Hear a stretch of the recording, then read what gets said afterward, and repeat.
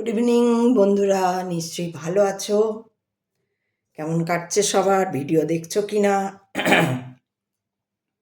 যারা দেখো, যারা কমেন্ট করেছিলে তারাও কেমন আছো? তো জানি না, নিশ্চয়ই ভালোই আছো। যে আমাকে বলেছিলে যে ডিপ্রেশনে আছি বা বাজে চিন্তা হয়, এইসব কথাগুলো বলেছিলে। তো যেটা আমার মেন কথা ছিল যে ঈশ্বরের দিকে যদি মন দেওয়া যায়। অনেকেই ভাবে, আমি বারবারই এই কথাটা বলি যে অনেকেই ভাবে যে ঈশ্বরের দিকে মন দেওয়া মানে, যেহেতু আমাদের যাদের বয়স কম তারা ভাবে না এখন সময় নয়। ঈশ্বরের দিকে মন দেওয়ার জন্য কোনো সময়ের দিনক্ষণ এইসব লেখা নেই যে আমি বৃদ্ধ হব তারপরে গিয়ে ঈশ্বরকে ডাকবো, এটা নয়। আমি যদি আগেই সেই ব্যাপারটার দিকে যাই, তাহলে আমার কর্মজীবন, আমার যে জীবনটা, পুরো জীবন যে যে চলবো আমি, সেই চলাটা আমার খুব ভালো হয়ে যাবে যদি আমি আগেই ঈশ্বরে মন দিই, বয়স আমার যতই কম হোক। অন্তত কিছু বোঝার মতো বয়স যখন হয়ে গেছে, ব্যাস তখন থেকেই যদি ঈশ্বরে মনটা থাকে, যেটা আমি আগেও ভিডিও করেছি বাচ্চাদের দেখানো বা সেই, তো সেই জন্য আগেই যদি ঈশ্বরে মন দেওয়া যায়, তাহলে জীবনের পথটা খুব সুগম হয়ে যায়। জীবনে যা ঘটবার তা তো ঘটবেই, এটা কেউ রুখতে পারে না। কিন্তু আমরা আমি একটা কথা বলেছিলাম না, যে আমরা যদি অ্যালার্ট হয়ে যাই, তাহলে অ্যালার্ট হলে কি হবে, আমরা বুঝতে পারবো যে আচ্ছা এটা হতে পারে, তাহলে আমাকে কিভাবে চলতে হবে, ওটা কি হতে পারে। তাহলে কারণ জীবনে তো চলার পথে অনেক কিছু উঁচু নিচু জীবনের পথ বড় বন্ধুর, এ বলে একটা গানও আছে। তো সত্যি জীবনের পথ বন্ধুর, জীবনের পথ কখনোই ওই বাইপাস রোডের মতো না, স্মুথ হচ্ছে, কোথাও মানে নেই, বাম্পার কম, আর ইয়ে খানাখন্দও নেই, এরকম রাস্তা নয় জীবনের পথটা সত্যি খুব বন্ধুর, উঁচু নিচু ভীষণ রকম। তো সেইখানে আমি সেই জন্যই তো আরও ঈশ্বরের কাছে যাওয়া উচিত, ঈশ্বরের নাম গান করা উচিত।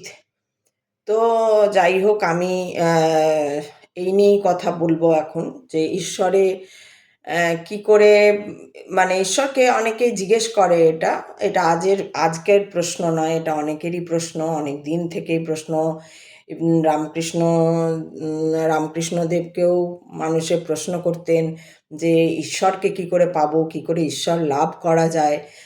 তো সেই অর্থে বলতে গেলে তাহলে উনি যেটা বলতেন, এবং আমিও যেটা দেখেছি, যে ভক্তি পথই সব থেকে সোজা পথ, ভক্তি পথ। জ্ঞান পথও আছে, সাধনা পথও আছে, সব পথই আছে, কিন্তু ভক্তি পথটা হচ্ছে, এবং রামকৃষ্ণদেবও সেটাই বলেছিলেন যে ভক্তি পথ। তো একজন বলেছিলেন যে না, ভক্তি পথে নয়, জ্ঞান পথে যাওয়া সোজা বা কিছু। তো তখন রামকৃষ্ণদেব একটা উদাহরণ দিয়েছিলেন, যে যে উনি বলেছিলেন, আগে ভক্তি মানে কি, আগে তোমাকে বিশ্বাস করে নিতে হবে যে হ্যাঁ ঈশ্বর আছেন।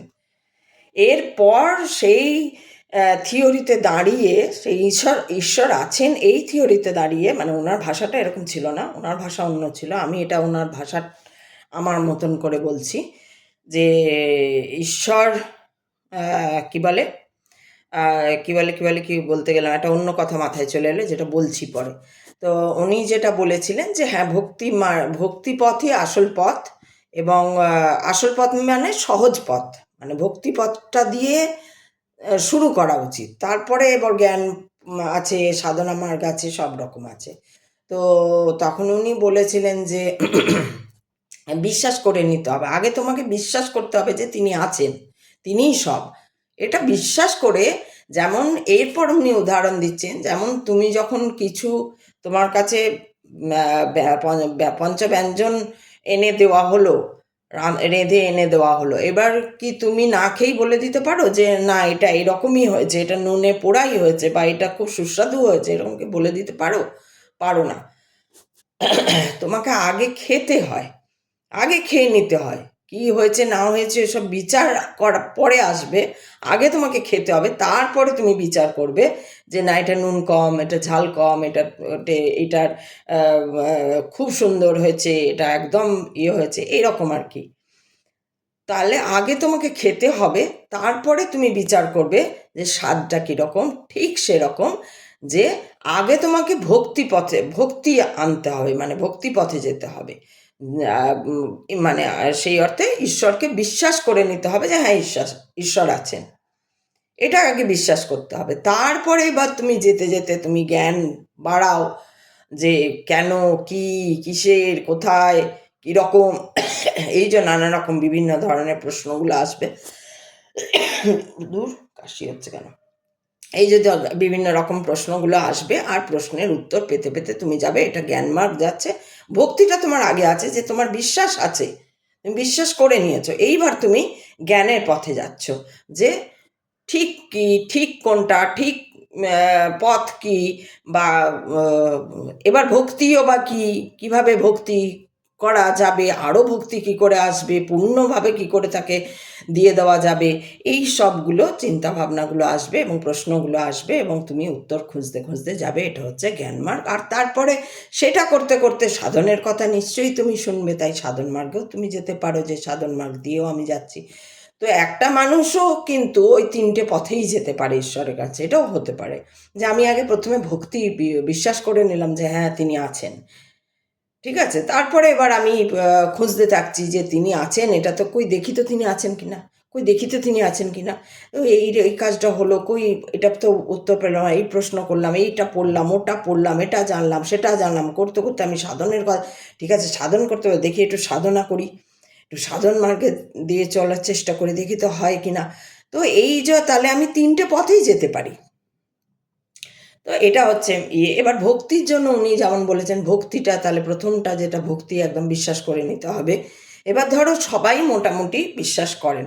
আজকাল আমি যেটা ওই মাথায় এসছিল বললাম সেটা এবার বলছি।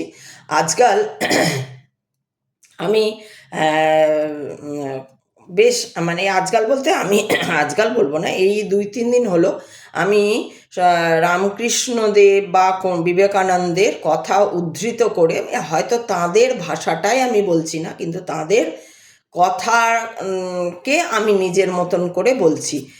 কিন্তু কারণ কেন বলছি না, অনেকেরই হয়তো মনে হতে পারে যে আমি কিছু জানি না, আমি ভুল বলছি। কারণ আমি বলি যে আমি নিজের অভিজ্ঞতা থেকে বলছি।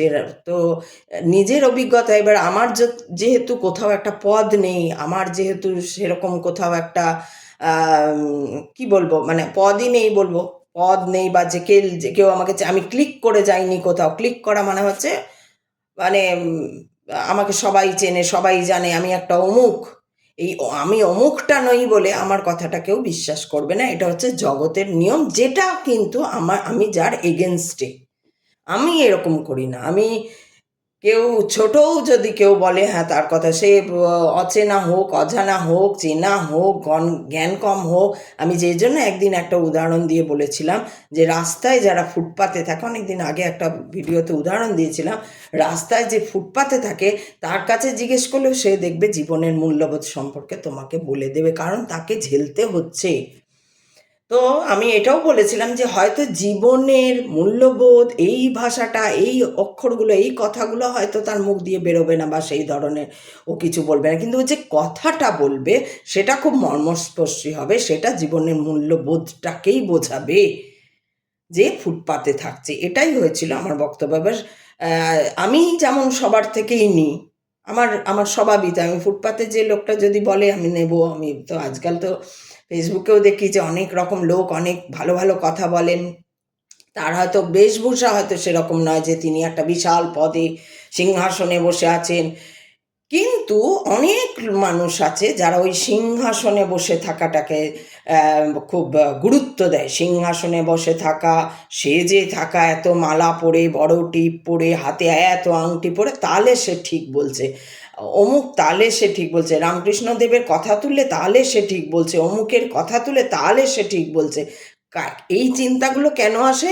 এই চিন্তাগুলোও আসে যে কারণ তার নিজের থেকে কিছু আসেনি। যার নিজের থেকে না এসছে সে তো বুঝতে পারবে না অন্যেরও নিজের থেকে আসে। অন্য কারুর একজন, অন্য কারুর না, কারুর একজন নিজের থেকেই এই ভাব, এই উপলব্ধি এবং এই ঈশ্বরকে দেখা এবং এইসব আসতে পারে, সেটা তারা জানবে না। এবং সেই তারার যে সংখ্যাটা সেটা অনেক বেশি, অনেক বেশি।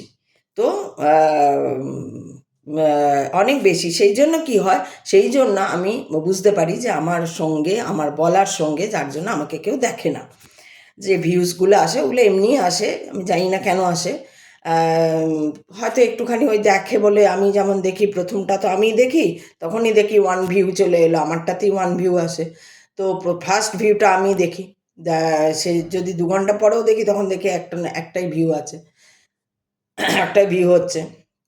তা আমি ফার্স্ট দেখি এবং আমি বুঝতে পেরেছি, আমি যেই একটুখানি 1 মিনিট 1.5 মিনিট মতন দেখলাম অমনি 1 ভিউ লেখা হয়ে গেল। তার মানে লোকে ওরকমই দেখে। এটা থেকেই আমি শিখেছি যে তার মানে কেউ পুরো ভিডিও দেখে না। তারপরে ওখানে একটা অ্যাভারেজ ডিউরেশন দেখায়, সেই ডিউরেশনটায় দেখা যায় আমি 40 মিনিটের ভিডিও করি বা 1 ঘন্টার ভিডিও করি বা 35 মিনিটের ভিডিও করি বা 25 মিনিটের ভিডিও করি, ওখানে অ্যাভারেজ ডিউরেশন আসে 1 মিনিট সামথিং বা 1.5 মিনিটের অ্যাভারেজ ডিউরেশন আসে। তার মানে কেউ ওই ঠিকই আমি বলেছি, ওই 1.5 মিনিট দেখে বলেই ভিউটা চলে আসে। তাহলে এই জন্য আমার কথা, এই যে আবার আমি এখানে বলছি যে আমি রিকোয়েস্ট করেছি, এই যে আমার এই ঐশ্বরিক কথা বলতে বলতে বিশেষ করে হেঁচকি ওঠে, একটা ঢেকুর ওঠে, এগুলোও কিন্তু আপনার পড়বেন, দেখবেন এগুলোও কিন্তু হয় যখন ওই আধ্যাত্মিক বা ঠাকুরের পুজো করতে বসবেন, শাঁখ বাজাতে বসবেন, উলু দেবেন, হঠাৎ করে ভেতর থেকে এরকম আসে, এগুলো হয়। তো পুজো আচ্ছা আধ্যাত্মিকতা নিয়ে বেশি কথা বলতে শুরু করলে, তো যাই হোক সেটা একটা আলাদা কথা। এবং আমি যেটা বলেছিলাম যে আপনারা রিকোয়েস্ট করেছিলাম যে আপনারা পুরোটা দেখবেন। আপনারা এখনো আমার রিকোয়েস্ট শোনেন না, কেন শুনবেন আমার কথা? কারণ আমাকে দেখে আপনারা ওই রকম মালা পরে নেই, ওই রকম টিপ পরে নেই, আপনাদের যে কনসেপ্ট বসানো, এই সাদা সিংহাসন হবে, সাদা বিশাল সুন্দর ড্রেস পরবো। আমার তো অত সুন্দর ড্রেস নেই, আমার যা জামা কাপড় আছে আমি সেইগুলোই পরে আসি। হ্যাঁ, তো যাই হোক একটুখানি ঠোঁটে লিপস্টিক লাগাই, ওটা আমার ভালো লাগার জিনিস, ওই জন্য আমি লাগাই। তো যাই হোক, এছাড়া আর কোনো সাজ নেই, গোজ নেই, কিছু নেই। আমাকে একজন বলেও ছিল, তখন আমি বুঝতে পারিনি যে দিদি তুমি সাজবে, দিদি তুমি সাজবে। তখন আমি বুঝতে পারিনি যে ও কোন সাজের কথা বলছে। অনেক পরে যখন ও আমাকে কিছু ভিডিও পাঠিয়েছিল, এই মালা পরা, এত বড় টিপ, এই শাড়িটা, আরে দামি শাড়ি পরেছে সে, আবার বিশাল হাতে এত আংটি পরে। আমি বলছি ও তার মানে ওরা এদেরকে দেখে, আর এই যে কনসেপ্ট, এই যে ধারণা যে এরাই তাহলে বলতে পারে, আর বাকি যারা নর্মাল তারা কিছু জানে না, তারা কিছু বোঝে না। কারণ যে ওটা ভাবছে সেও কিছু বোঝে না, জানে না।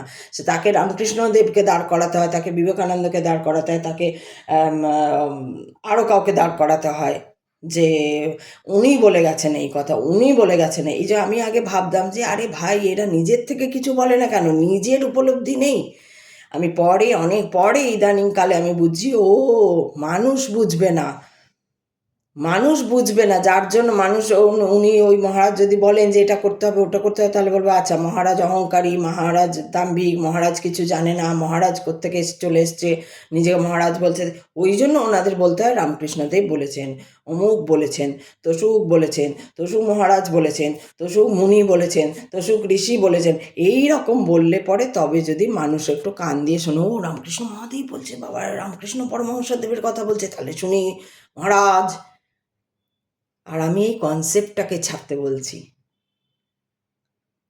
তাহলে আমাকে তোমরা কিভাবে নেবে? আমি তো এই কনসেপ্টটাই বলছি ছাড়তে। আমি বলছি যা কিছু এখানে রয়েছে, ওই ড্রেস, টিপ বা সাজগোজ তো দরকার, যেটা আমি কালকে বললাম, শৃঙ্গার রস, যেটা আমাদের নবরসের একটা ভক্তি রস, শৃঙ্গার রস, রুদ্র রস, এই যে আমাদের নবরস, সেই নবরসের একটা রস হচ্ছে শৃঙ্গারে। সেটা হচ্ছে কি এরকম পরিষ্কার, পবিত্র থাকা, স্বচ্ছ থাকা, পরিষ্কার থাকা, গায়ে ময়লা থাকবে না, গায়ে ঘাম জমবে না, বাসি কাপড় পরবো না, সুন্দরভাবে ফ্রেশ হয়ে থাকবো, সবসময় যাতে ফ্রেশ লাগে। মুখ ধুলাম, সুন্দর চান করলাম, একটু ফুল ধূপ ধুনো জ্বাললাম ঘরে, ফুল দিয়ে পুজো করলাম। কিন্তু পুজোটা হয়ে যায় একটা ফেক। যেটাতে এই যে আমি ফেক কথাটা উচ্চারণ করছি, রামকৃষ্ণদেব কি বলে গেছেন? কাঁচা ভক্তি। রামকৃষ্ণদেব বলে গেছেন তোমাদের সব কাঁচা ভক্তি।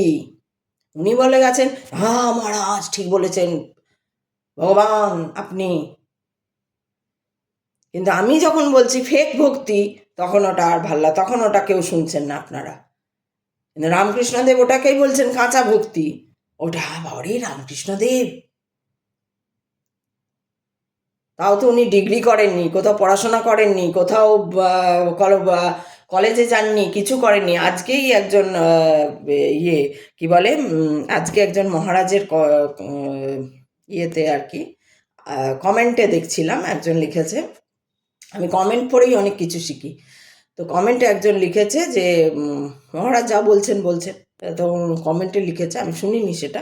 তো কমেন্টে উনি লিখেছেন আপনি ভুল বলেছেন এইরকম এরকম ব্যাপার না, মানে উনি যেটা বলতে চেয়েছেন যে পূর্বজন্ম বা পরজন্ম এগুলো কেউ দেখেওনি, রামকৃষ্ণদেবও এই জন্মেই ছিলেন, এই জন্মেই চলে গেছেন, তার আগামী পরে জন্ম আদৌ হয়েছে কি না তার কোনো প্রমাণ নেই, কেউ দেখেনি, কেউ জানেও না, আর আগেও তিনি কী ছিলেন সেটাও কেউ দেখেনি, সেটাও কেউ জানে না। এই নিয়ে ওনার বক্তব্যটা, মেন বক্তব্যটা এটা। তো তাকে আরেকজন, দুজন পরপর যারা রামকৃষ্ণ মিশনের দীক্ষিত তারা সব মানে একদম ঝাঁপিয়ে পড়েছে। তো এই যে ঝাঁপিয়ে পড়া, এতেই আমি বুঝলাম যে হ্যাঁ ঠিকই তো বলেছেন উনি। আমি তখন ওই ফার্স্ট জন যিনি আর কি বলেছেন এরকম যে রামকৃষ্ণদেব একটাই জন্ম আগে আপনি কথা, আমি তখন ওনাকে বললাম আপনি কথাটা ঠিকই হয়তো বলেছেন, কারণ আমরা কেউ জানতে পারি না। আজকে আমি আছি, আমি জানি যে এই যে আমাকে যদি কেউ বলে যে তোমার পূর্বকর্মের ফল, এবার পূর্বকর্মে আমি কী করে, পূর্বজীবনের ফল, পূর্ব জীবনে আমি কী করেছি আমি তো জানিই না, আর আজকেও জানতে পারছি না। এই মুহূর্তে আমার কোনো দিন কোনো মনেই পড়ছে না যে আদৌ আমার পূর্বজন্ম ছিল কি ছিল না। আর পূর্বজন্মে আমি মানুষই ছিলাম, মানুষ তো থাকে না লোকে, 84,000 লক্ষ জনিতে জন্ম নেবার পর একটা হয় মানুষ। সেই জন্যই তো এত ভয় যে এই জন্মটা যদি আমার বৃথা চলে যায় ওই কাঁচা ভক্তিতে বা কাঁচা ইয়েতে, হ্যাঁ কাঁচা ভক্তিতে বা লোভে অমুকে তো সুখে, এই যে যা সমাজ করে, যা তোমরা করছো এই আমার চিন্তা হচ্ছে, এই চিন্তাতে তুমি ঢুকে গেছো। আমার চিন্তা হচ্ছে, আমার কি বাজে চিন্তা হচ্ছে, বাজে চিন্তাটাকে তুমি খুব প্রায়োরিটি দিচ্ছ। এইটা এই এই যে ঘটনাগুলো ঘটছে, তো এই ভুলে গেছি, আবার ভুলে গেলাম। তো যাই হোক, আমার যেটা বলার উদ্দেশ্য যে এই যে রামকৃষ্ণদেব যখন ওটাকে বলছেন কাঁচা ভক্তি পাকা ভক্তি, তখন আমি যে বলছি এই ভক্তি ফেক, যে সন্ধেবেলা হলো আর শাঁখ বাজিয়ে দিলাম, ঘন্টা নাড়িয়ে দিলাম, দূরে ফুল জল দিয়ে দিলাম, অনেকে সকালবেলা আবার 1 ঘন্টা পুজো না করলে হবে না, পুজো না করে তারা খায় না, হয় না, এইগুলো ফেক ভক্তি। এই ভক্তিতে ঈশ্বরকে পাওয়া যায় না, ঈশ্বর পাওয়া অত সহজ নয়, ঈশ্বর অত সহজ ব্যাপার নয়। তা তো তোমার কাছেই আছে, তুমি তো সব থেকে আগে সেটা দেখতে পাবে, তোমার কাছেই তো ঈশ্বর, তার অন্য কোথাও নেই। ঈশ্বর তো তোমার কাছে, সে যে পঞ্চতত্ত্বে তুমি তৈরি, সেই পঞ্চতত্ত্বই তো ঈশ্বর, তাহলে তুমিই তো সেই ঈশ্বর। এবার তুমি খুঁজে বেড়াচ্ছ, দেখে বেড়াচ্ছ, ঘন্টা বাজিয়ে বেড়াচ্ছ, শাঁখ বাজিয়ে বেড়াচ্ছ, তোমার ফটো রাখো, দিয়ে পুজো করো, সেটাও যদি কেউ করে সেটাও জানো, যাক একটু বুঝেছে অন্তত, যে আমার নিজেরই ফটো দিয়ে ও পুজো করছে। তো আমি ওনাকে লিখলাম, ওই ভদ্রলোককে লিখলাম যে হ্যাঁ আপনি সিদ্ধান্তে পৌঁছে যাবেন না, কারণ জীবনটা তো এখনও অনেকটা বাকি, বলা যায় না, হয়তো কোনো দিন এই প্রমাণ পেয়ে যেতে পারি যে হ্যাঁ পূর্বজন্মে আমি অমুক ছিলাম, প্রমাণ পেতেও পারি, নাও পেতে পারি, পেতেও তো পারি, বা হয়তো দেখতে দিব্যদৃষ্টি এমন কিছু হয়ে গেল, একটা দেখিয়ে দিল। ভগবানের লীলা ভাই, ভগবানের লীলার উপর দিয়ে কিছু হয় না, তার তার ইয়েতে তার ইচ্ছা ছাড়া একটা হাওয়ার নড়বার ক্ষমতা নেই, এতটাই কারণ সেই তো সব, সেই ব্রহ্মাণ্ডই তো সব। আমি ব্রহ্মাণ্ড নাম দিই বা শিব নাম দিই, তোমরা কালী নাম দাও, দুর্গা নাম দাও, বা গণেশ নাম দাও, রামকৃষ্ণদেবকে ভগবান বলো, যারা বলছো রামকৃষ্ণদেবকে যারা দীক্ষা নেয়। তো আমি ওখানে আরেকটাও কথা লিখলাম যে রামকৃষ্ণ, কারণ কেন উনি লিখেছেন আমি বুঝতে পারলাম কথাটা, যে ওই ভদ্রলোক যে লিখেছেন যে পূর্বজন্ম বা পরজন্ম বলে কেউ দেখেনি, রামকৃষ্ণদেব এই দিয়েছিলেন, তো যে আরও দুজন যে ঝাঁপিয়ে পড়েছে তারা খুব বাজেভাবে, মানে বাজেভাবে মোটামুটি বাজেভাবে লিখেছে আর কি, মানে যেখানে মিশনের যারা দীক্ষিত, যারা তাদেরও ওইটা মানায় না ওইভাবে লেখাটা, তারা তো নির্লিপ্ত হয়ে যাওয়ার কথা। আচ্ছা ঠিক আছে, বলেছে বলেছে, তো যাই হোক এরকম হয়ে যাওয়ার কথা, কিন্তু তারা সেটা হয়নি। যাই হোক ছোট করে লিখলো, নোংরা কথা বলবেন না, হ্যান ত্যান এইসব লিখেছে। তো সেটা হয়তো আমি না, কিন্তু আমি যেটা নিজেও চোখে দেখেছি কামারপুকুর জয়রামবাটিতে, আজ থেকে কত বছর আগে গেছি, 20 বছর আগে, 20 বছর আগে আজ থেকে আমি জয়রামবাটি কামারপুকুরে গেছিলাম।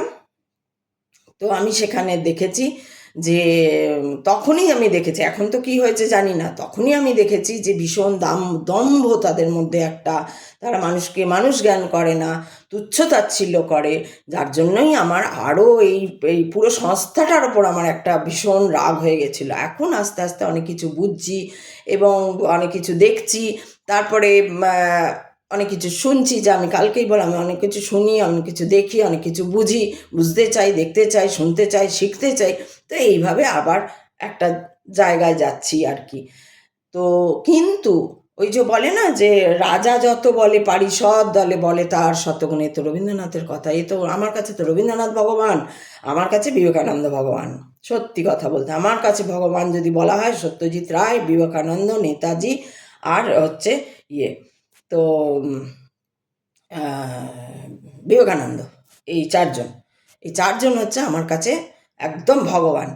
এরপরেও আছে, এরপরে সেকেন্ড রোতে আছেন বিদ্যাসাগর মহাশয় আছেন, রামমোহন রায় আছেন, যারা সমাজ কল্যাণের জন্য কিছু করে গেছেন, যারা শুধুই সমাজ কল্যাণের জন্য যারা কিছু করে গেছেন, এবং শুধু সমাজ কল্যাণ বলে নয়, পুরো জগতের জন্য যারা কাজ করে গেছে, সমস্ত জগৎকে একটা শিক্ষা দেবার জন্য, একটা সঠিক পথে আনার জন্য যারা কাজ করে গেছে। আজকে যদি আমি ওনাকেও লিখলাম কথাটা, এবং এটা আমারও কথা, আমারও ভাব, যদি কারুর মনে হয় যে এটার উপর তর্ক মিন্স ঠিকটা বলবে, যে আজকে যদি বিবেকানন্দ আমেরিকায় গিয়ে, আমেরিকা শুধু আমেরিকা, ইংল্যান্ড, আরও কোথাও প্যারিস, রোম, আমি কোথায় কোথায় আছে এক্স্যাক্ট জানি না মঠ, কিন্তু বিবেকানন্দ যে বিদেশে গিয়ে প্রথম যে মঠ, বেলুড় মঠ প্রথম মঠ ওনার, তারপরে বিদেশেও উনি মঠ প্রতিষ্ঠা করেছিলেন, এবং সর্বোপরি তিনি যে ভারতকে প্রতিষ্ঠা করে এসেছিলেন আমেরিকায় গিয়ে। তবে আজ তোমরা আমেরিকা আমেরিকা আমেরিকা, এখনও কিছু মহারাজ আছে আমেরিকা ছাড়া তাদের মুখে কথাই নেই, তার মধ্যে রামকৃষ্ণ কম, আমেরিকা বেশি। আজকে তৃতীয় যুদ্ধ লাগতে চলছে আমেরিকা চীনের এগেনস্টে, যেহেতু রাশিয়া এগেনস্টে যুদ্ধ করবে, ভারতকে রাশিয়ার হতে হবে, তাই ওরাও এগেনস্টে হয়ে যাবে। তো তখন কি করবে?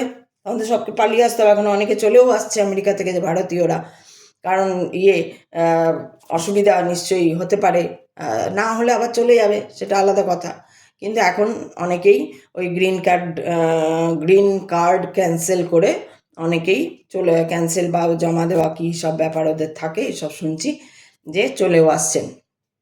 তো সেই জন্য আমার কথা হচ্ছে, আগে তো নিজের কথা বলি, আগে তো নিজের দিকে তাকাই, আগে তো পশ্চিমবাংলার দিকে তাকাই, আগে তো ভারতের দিকে তাকাই, পশ্চিমবাংলার দিকে তাকাই, তারপরে আমেরিকার গল্প নয় করা যাবে।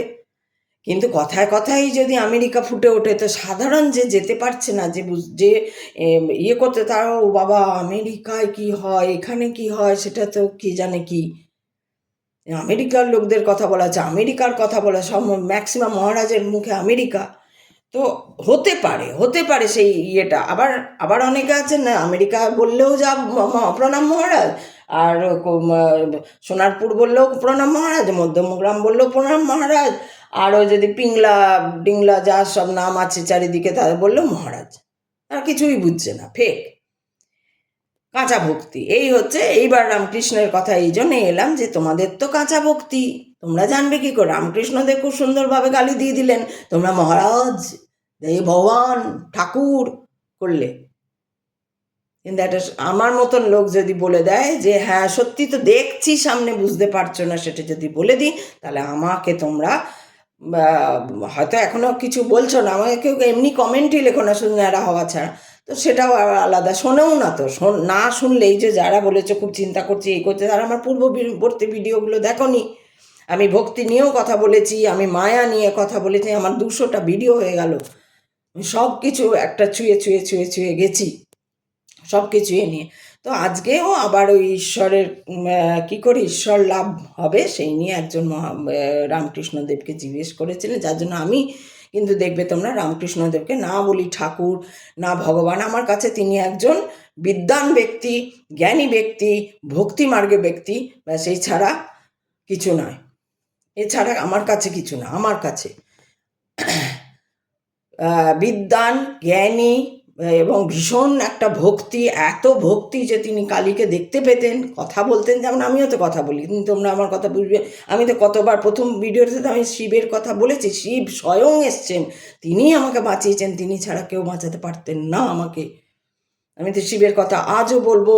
আর এখন বলতে বলতে জানি কেউ কথাই শোনেই না কেউ, তো তা আর কি বলবো? কেউ জানতে চাইলে তো বলা যায়, তো কেউ শোনেই না, তো আর কি বলবো? তাও আমি বলে যাই, এটা তারই আদেশ বা তারই ব্যাপার, আমি জানি না। তা আমিও যে বলবো যে আমার কাছে শিব এসছেন, যা কথা আমরা বলি, আমি আমি না জেনে যা কথা বলে আসছি অনেক ছোটোর থেকেই, তো সেই সব কথাগুলোই এখন যখন পড়ছি দেখছি, ও আচ্ছা, এই তো আমিই বলেছি অনেক দিন আগে, না পড়ে বলেছি, তার মানে তো আমার ভেতর থেকে এসছে।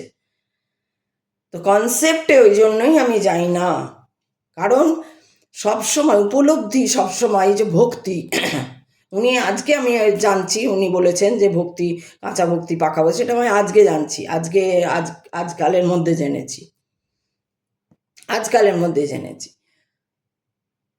তো যেটা বলছিলাম যে হ্যাঁ, কাঁচা ভক্তি, পাকা তো ওই ফেক ভক্তি দিয়ে কী হবে? শুধু সন্ধে দিলাম আর সকালে ঠাকুরকে জল দিলাম বা ঠাকুর ঘরে গিয়ে 1 ঘন্টা কাটিয়ে দিলাম, তার মানে বিশাল ভক্তি না। ভক্তি তো জীবে প্রেম করে যেই জন, ভক্তি তো মানুষের প্রতি থাকবে, জীবের প্রতি। মানুষ তো জীবই, নাহলে আর তোমার ওই ভক্তির কোনো লাভ নেই, তোমাকে সেই নরকেই ঠাঁই পেতে হবে। ও পুজো করছো, তারপরে এসে আমি তো বিশ্বনাথ মন্দিরে গিয়ে দেখছি কি না হাতটা এমনি করে দাঁড়িয়ে আছে এক ভদ্রমহিলা, আমি জাস্ট এরকম পিছনে দাঁড়িয়ে আছি, মানে অনেকক্ষণ দাঁড়াতে পা ব্যথা হয়ে গেছে, আমি জাস্ট মানে হেলান দিতে গেছি, তো একটু আরও, আর পিছনে প্রচুর ভিড়, মানে তো এইখানে চলে এসছে, আর উনি ভাবছেন বোধহয় এই আমি ওনাকে পার করে ঢুকে যাবো বোধহয়, দিয়ে ঝগড়া করছে আমার সঙ্গে। আমি কিছু না বলতে এই কেউ আরে আমরা তখন তখন থেকে দাঁড়িয়ে আছি, এই করছি ওই করছি। আমি ভাবছি হায় ভগবান, দেখো এ কী বলছে, এ জানে না কি বলছে। বাবা বিশ্বনাথকে দর্শন করতে যাচ্ছে, লাইনে দাঁড়িয়ে আছে, জাস্ট আমি দেওয়ালে এমনি করে ঠেসান দিতে গিয়ে ওর গায়ে একটু লেগেছে, কারণ ভিড় যেহেতু পিছনে প্রচুর ভিড়, ঠেলাঠেলির মতন ভিড় হচ্ছে, তো ওর গায়ে অবশ্যই লেগেছে, আমার আগেই এইখানেই রয়েছে যেহেতু, সেইটাতে ও ঝগড়া করতে শুরু করে দিয়েছে। এই তো ভক্তি, এই ভক্তি নিয়ে কি হবে? কাঁচা ভক্তি, ওনার ভাষায় কাঁচা ভক্তি, পাকা ভক্তি দরকার।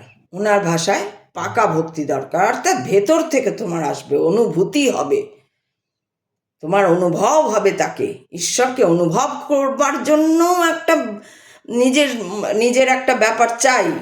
সবাই ফার্স্ট হতে পারে না, সবাইকে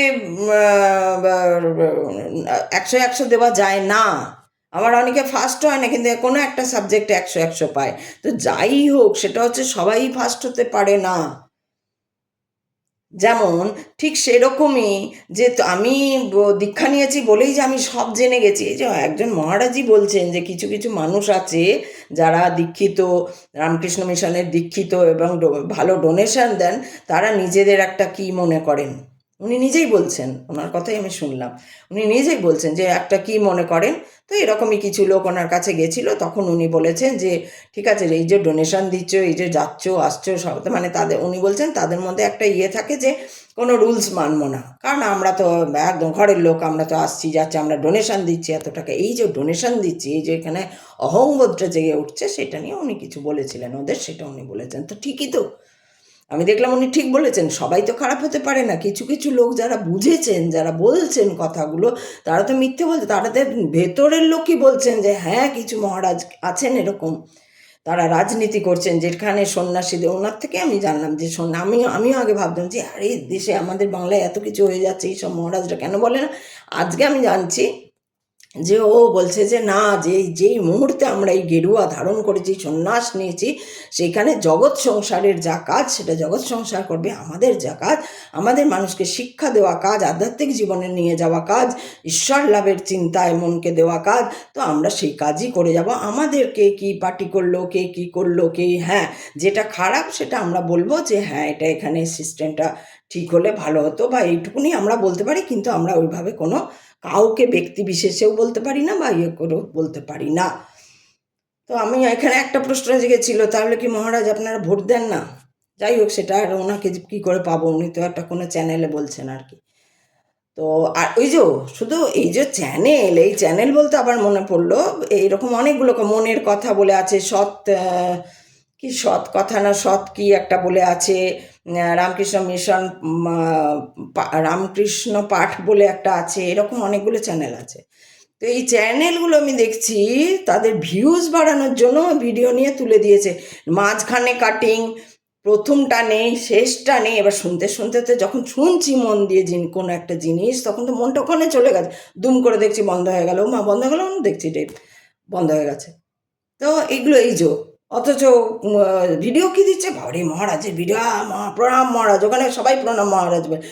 এত মানে কি বলবো যে আরে দেখ যে ভিডিওটা শেষ হয়ে গেছে, একজন দেখলাম তার মধ্যে লিখেছে যে আপনারা এরকম কেন করছেন, কিছু ভিউজ পাওয়ার জন্য আমরা কথাগুলো শুনতে এসেছি এখানে। ঠিকই বলেছেন উনি, আমি ওনাকে লাইক দিলাম।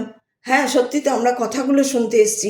আমরা এর কথা মাঝখানে মানে শুরু হচ্ছে মাঝখান থেকে, শেষও হচ্ছে মাঝখানে, আবার কোনো কোনো ভিডিও তো মাঝখানেও মানে এডিট করে করে মানে লাভ লাভ বলে আবার ভটা নাই, আবার ঈশ্বর রটা নাই, আবার অন্য কথা শুরু হয়ে গেছে, এরকম হচ্ছে কি না, এরা ভিউজ পাওয়ার জন্য। তো এই তো ফেক ভক্তি, এই তো অধর্ম, এদের মধ্যেই তো ধর্ম নেই, অথচ এরা ধরে আছে। এরাও হয়তো ওই মনের কথা বা চ্যানেল বা কি চ্যানেল, ওরাও হয়তো দেখা যাবে রামকৃষ্ণ মিশনের দীক্ষিত, কিন্তু এই তো ফেক ভক্তি, এই তো কাঁচা ভক্তি, এই তো অধর্ম, এই তো পাপ, এই তো অন্যায় করে যাচ্ছে তারাও। তারা কি ঈশ্বর লাভ করবে? কিন্তু তারা মনে করে নিয়েছে আমরা ঈশ্বর লাভ করে নিয়েছি, কি নয় মহারাজকে আমরা ভিডিও তুলে দেখাচ্ছি, আর 10K এত কে মানে মানে হাজার হাজার লোক, লাখ লাখ লোক দেখছে ওই ভিডিও। লাখের মধ্যে একটি বলছে যে আপনারা এরকম কেন করছেন, যে আমরা শুনতেই পাচ্ছি না। হয় পুরো ভিডিও দিন, শুরুর থেকে আধা দিন, তাও ভালো যে শুরুর থেকে একটু আধা মতন শুনতে পারেন। আপনারা না শুরু থাকছে, না মাঝে থাকছে, না শেষে থাকছে, কিছুই শোনা যাচ্ছে না, কোন সম্বন্ধে কী ব্যাপারে বলছেন, খুব মুশকিল হচ্ছে। তো এরকম আর কি কথাগুলো। তো সেটাই হচ্ছে যে ফেক ভক্তি করলে কিছুই হবে না, কিছুই পাওয়া যাবে না, কোনো ঈশ্বর পাওয়া যাবে না, কোনো চিন্তা কাটবে না, কোনো দুশ্চিন্তা কাটবে না।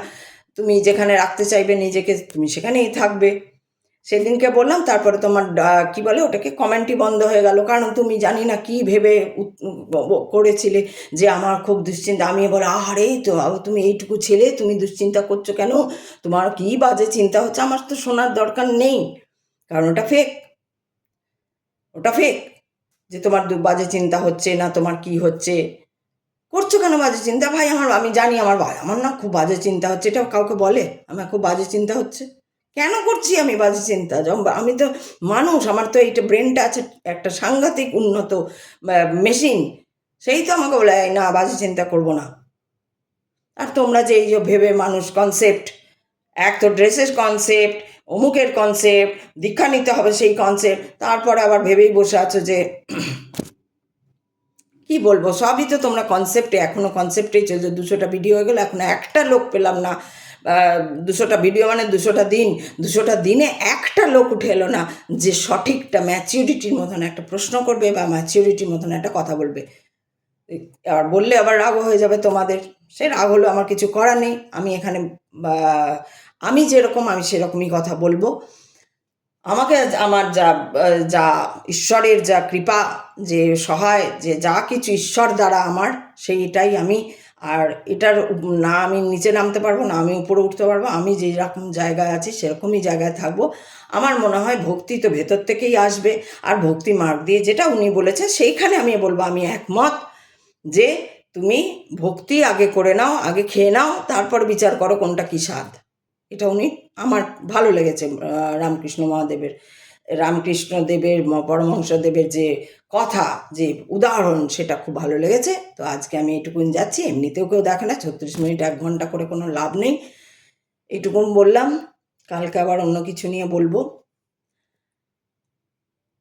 দেখা যাক কি হয়। চললাম।